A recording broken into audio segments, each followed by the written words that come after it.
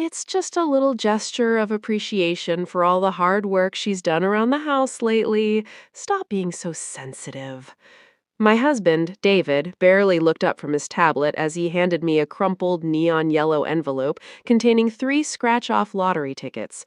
On his laptop screen, I saw the confirmation page for a luxury Mediterranean cruise, booked for 2, under the names David Miller and Sarah Miller, my own sister, who had supposedly been helping him with his tech startup for months. I didn't say a word. I didn't scream, and I didn't break down. I just walked to the kitchen, grabbed a coin from the junk drawer, and scratched the first ticket while they sat on the sofa laughing about the cabin upgrades. "Congratulations, you're officially the cheapest husband in America," I whispered, though he wasn't even listening. He was busy showing Sarah the itinerary, his eyes sparkling with a familiar, selfish hunger. I scratched the third ticket. The row of numbers started to align, but it didn't register at first. I stared at the paper. Then I counted the zeros. I counted them again. $150 million. My heart didn't race. It stopped. I stood in the kitchen for a full minute watching them plan their vacation, realizing that the $3 ticket was the most expensive gift David had ever given anyone, and he had no idea what he had just handed away. I walked back into the living room, placed the winning ticket face down on the coffee table, and grabbed my coat. "I'm going for a walk." David didn't even look up. "Don't be long, Sarah's coming over to help me finish the travel itinerary." I closed the door. The click of the lock sounded like the final chapter of our marriage. I didn't go for a walk. I walked straight to the nearest convenience store, checked the ticket at the machine, and watched the clerk's eyes bulge out of his head. I told him to be quiet, took the validation slip, and stepped out into the cool night air. The moral debate hit me immediately. Should I tell them, or should I let them realize their mistake in the most painful way possible? This was the trap. If I revealed the truth, they would try to steal it. If I stayed silent, I could watch them destroy themselves. I had spent 6 years living in Sarah's shadow, watching her take credit for my accounting work in David's office, watching her flirt with my husband at family dinners while I played the supportive wife. The irony of them leaving on a cruise while I held their future in my pocket was almost too good to be true. I walked to the bank, deposited the slip into a private account, and checked my phone. I needed to build a wall around my new reality. I spent the next 3 hours in a quiet cafe, drafting a mental map of every asset, every account, and every legal loophole that David foolishly ignored while he focused on his empire. I wasn't just a wife anymore. I was a strategist. I started searching for the most aggressive divorce attorney in the city, someone who wouldn't just file papers, but would systematically dismantle every lie David had ever told. Every detail of his tax filings, his irregular expense reports, and his misuse of company funds. I began organizing it into a folder that would eventually sink him for good. I sat there, sipping black coffee, watching the city pulse with life. I felt a surge of cold, electric clarity. For years, I had been the one making sure the bills were paid, the taxes were filed correctly, and the house was running. David was a brand. I was the substance. And now the brand was about to be liquidated. I felt a small, bitter smile creep across my face as I thought about Sarah, who was probably already shopping for bathing suits, unaware that her success was hanging by a thread I was about to snap. If someone betrayed you like this, would you stay silent to watch them crash? Or would you want to rub the truth in their faces immediately? Drop a comment below, and don't forget to subscribe if you're ready to see how this unfolds. What's the one thing you would do if you had $150 million and a cheating spouse? The next 3 days were a masterclass in deception. I acted exactly like the woman they thought I was, submissive, quiet, and easily ignored. David spent every waking moment on the phone with travel agents, and Sarah practically lived in our guest room helping him pick out expensive luggage. They were so busy planning their escape that they didn't notice I had already hired a team of high-end divorce attorneys. I had moved my most valuable personal belongings into a storage unit across town, and I had effectively emptied our shared emergency account, leaving just enough to cover the utility bills. "You look tired, David. Maybe you should take a break from the startup," I said, handing him a glass of water. He laughed, a smug, dismissive sound. "I'm busy building a future, honey. You wouldn't understand." I smiled. He was right. I didn't understand why he was building a future with a woman who had already sold his proprietary codes to a competitor, but that wasn't my problem anymore. I had found the evidence of Sarah's corporate espionage weeks ago, and I had it sitting in a secure drive waiting for the right moment. I spent hours reviewing the contracts David had signed. He was so arrogant that he used our joint assets to collateralize his business debt. It was a massive oversight, one that left him personally liable if the company failed, and I was going to ensure it did. I contacted the regulatory board, providing the anonymous tips regarding his financial reporting. It wouldn't take long for an audit to trigger. He would be buried in paperwork before he even finished his first drink on the cruise. Sarah was the bigger problem. She was calculating. I noticed her going through my personal files in the home office, likely looking for a way to get her hands on my personal inheritance from my grandmother. I had already moved those assets into a blind trust, so there was nothing for her to find. I watched her from the hallway, pretending to read a book. She had the audacity to ask me where I kept my jewelry. I told her the safe was empty. She looked annoyed, her eyes scanning the room with a greed that was both pathetic and predictable. I spent my evenings cataloging everything they were stealing. The time, the emotional energy, the financial security. It was a long list, but it helped keep my resolve sharp. I wasn't just being petty, I was reclaiming the resources they had siphoned away. I started shifting funds between various sub-accounts, ensuring that when the freeze hit, it would be comprehensive.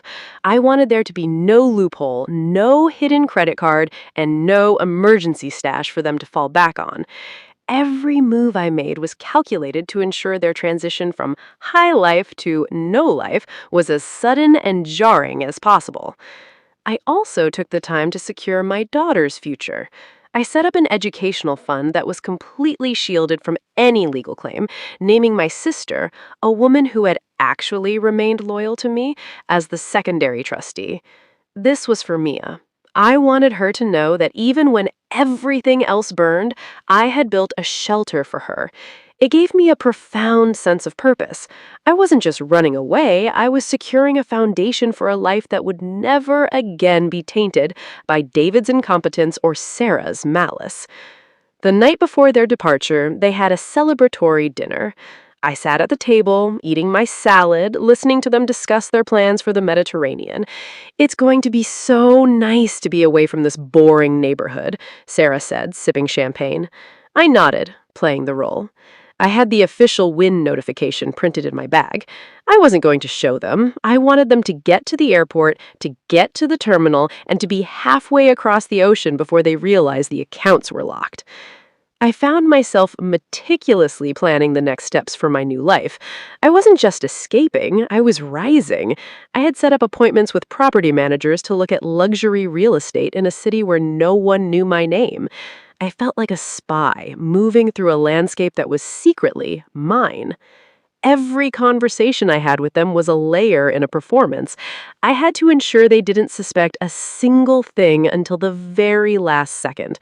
I realized that my ability to remain calm under pressure was my greatest asset, something David never recognized, always assuming my quietness was a sign of weakness rather than the tactical silence of a predator who has already won. I started feeling a weird sense of peace. The betrayal didn't hurt as much as it used to. It felt like the shedding of a heavy, uncomfortable skin. I had a daughter I was protecting, a future that was entirely mine, and the leverage to leave them with nothing but their own greed. The house felt empty, but for the first time in years, it felt clean. I was washing the filth out of my life one day at a time. The finality of it was exhilarating. I knew that after tomorrow, I would never have to speak their names, look at their faces, or deal with their chaos again. I was ready. They were planning a life of luxury on my dime, thinking I was too weak to notice. If you're enjoying the tension, hit that like button and comment justice. And who do you think is going to be more shocked, the cheating husband or the backstabbing sister? Subscribe so you don't miss the what happened next. The morning they left was perfectly orchestrated. I stood in the driveway, waving goodbye as their rideshare pulled away. David didn't even hug me. He just tapped the roof of the car and looked at his phone. Sarah didn't look back at all. The moment they turned the corner, I pulled my phone out and sent a pre-scheduled email to the board of David's startup, attaching the evidence of Sarah's corporate espionage. Simultaneously, I triggered the freeze on every joint account and credit card. I walked inside and started to pack my own bags. I had a flight to a private island scheduled for that afternoon. I wasn't just leaving, I was disappearing. I checked my phone for the first time in an hour. It was 99 missed calls. Then the screen refreshed. 100. Then 105. They were at the terminal. I could imagine the scene. David swiping his card for the flight, Sarah trying to pay for a coffee, and both of them being denied, and the board of directors calling David to fire him for the data leak. I didn't pick up. I didn't text back. I blocked their numbers and turned the phone off. The silence was glorious. The airport was crowded, but I felt invisible. I sat in the lounge, sipping tea, watching the monitors. I knew exactly where they were, stranded at a terminal with nowhere to go and no way to pay for it. I thought about the sheer panic setting in. Their credit cards were declined, their phones were blowing up with messages from the board, and they'd just been evicted from the life they thought they had stolen from me. It was a beautiful, chaotic masterpiece. I started replaying the last 6 years in my mind. The gaslighting, the small insults, the way they constantly undermined my confidence, it all dissolved. I realized that my own lack of self-worth was the only reason they had gotten away with it for so long. I had given them power over me because I was afraid of being alone. Now I saw that being alone was the most powerful thing I could be. I was complete. I walked toward the gate, my heart beating in a steady, calm rhythm. I had a new passport, a new identity, and a bank account that could buy me 1,000 new lives. I didn't look back at the terminal where they were likely arguing with airline staff. I looked forward to the future, to the horizon, and to the person I was finally allowed to be. I began drafting my first public statement, not as a victim, but as an investor who had just divested from a failing asset. I would wait until I was safely abroad to release it. It would be the final nail in David's reputation. He would never work in the industry again. The fallout would be absolute, and he would have no one to blame but his own greed. 100 missed calls in an hour. The sound of their world crumbling was the best music I'd ever heard. If you're loving The Downfall, smash that like button, leave a comment about what you think they said in those calls, and make sure you're subscribed for the final showdown. The weeks that followed were a blur of lawyers, court hearings, and the total dismantling of their lives. David tried to sue me for abandonment, but his own lawyers dropped him when they saw the evidence of his corporate mismanagement. Sarah attempted to come to my new address, but I had moved into a high-security estate that required biometric clearance. They were broke, disgraced, and left to live in the tiny, damp apartment David's company had rented for him after the firing. I stood on the balcony of my new home, overlooking the ocean.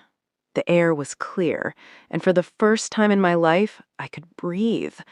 I didn't care about their apologies. I didn't care about the letters they sent begging for reconciliation. They were strangers now. I focused entirely on building my own empire. I started an investment firm focused on supporting small, ethical startups using the same math and strategy I had used to build David's company, but this time, the success was mine. I didn't need to ask for permission to innovate. I didn't need to hide my brilliance. I was a leader, not an assistant. I realized that my brilliance was never the problem. My choice of company was. I started surrounding myself with people who challenged me, who inspired me, and who respected the work I did. It was a completely different world. I felt younger, sharper, and more alive than I had in a decade.